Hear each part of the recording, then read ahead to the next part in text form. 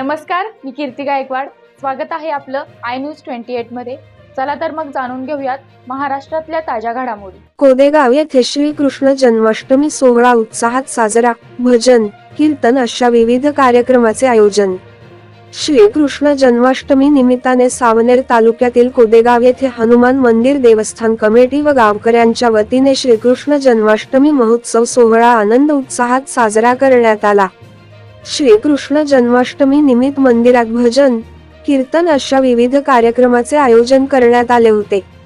या प्रसंगी विधिवत पूजा अर्चना करून कार्यक्रमाची सुरुवात करण्यात आली.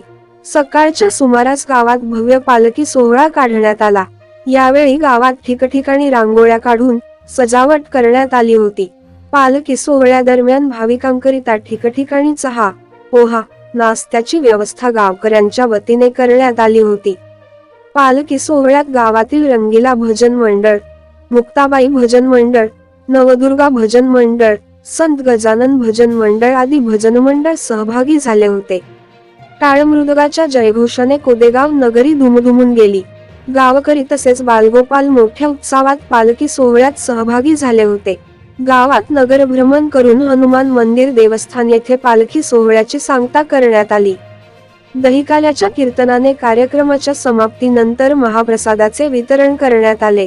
कोदेगाव नगरीत श्रीकृष्ण जन्माष्टमी सोहळा आनंद उत्साहात पार पडला. या प्रसंगी गावकऱ्यांची मोठ्या संख्येने उपस्थिती होती. प्रतिनिधी पुरुषोत्तम नागपूरकर, सावनेर तालुकाची रिपोर्ट.